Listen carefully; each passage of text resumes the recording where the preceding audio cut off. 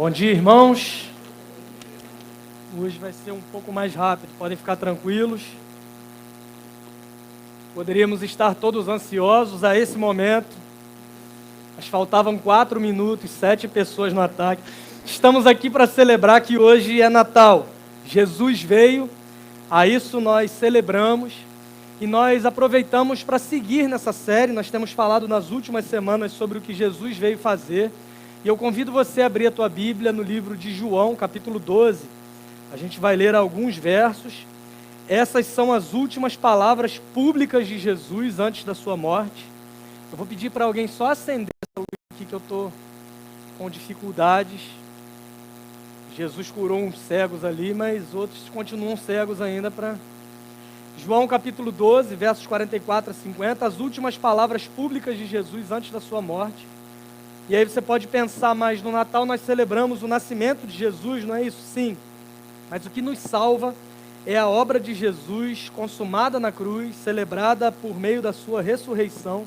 Somente o nascimento de Jesus não é suficiente para trazer sentido para a nossa fé, mas também a sua morte, a sua vida, a sua morte, a sua ressurreição. Nós não somos salvos pelo Deus menino em uma manjedoura.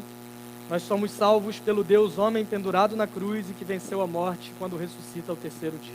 Além disso, mais uma vez, Jesus está dizendo sobre o propósito da sua vinda, João 12, do 44 ao 50.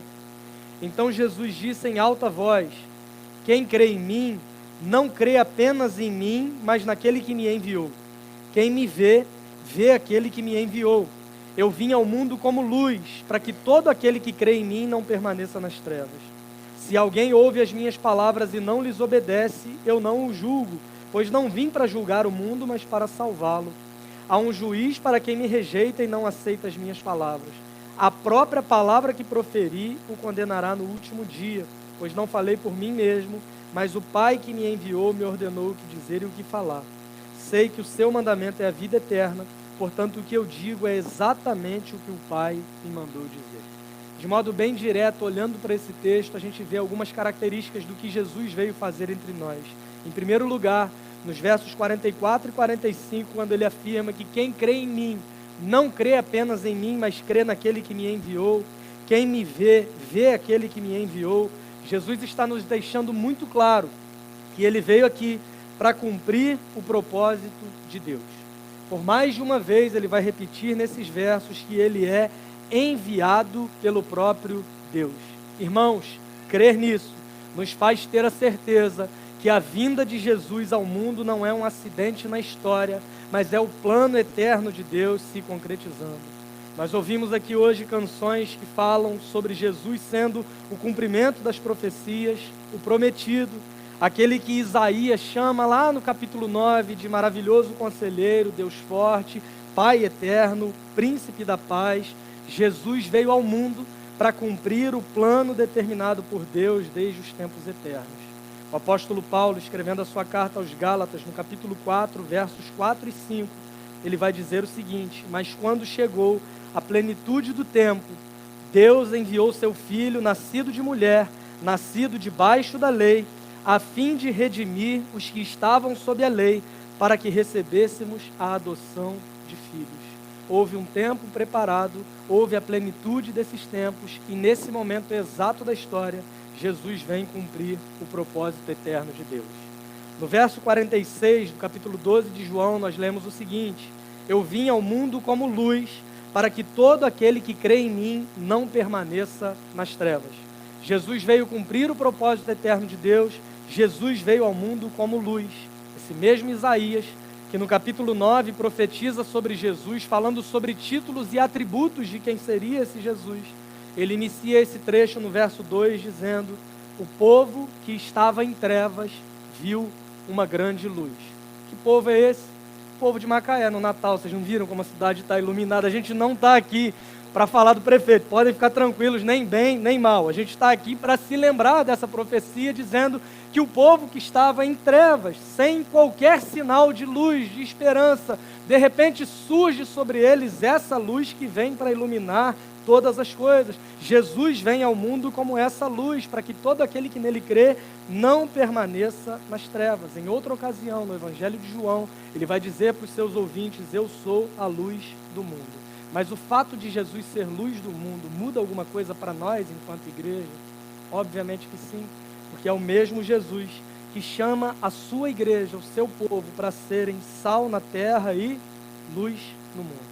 Compreender que Jesus diz: eu sou a luz do mundo, e esse mesmo Jesus nos chama para sermos luz no mundo, é sermos lembrados, irmãos, de que somos participantes da missão de Deus, de trazer luz para esse mundo que vive em trevas.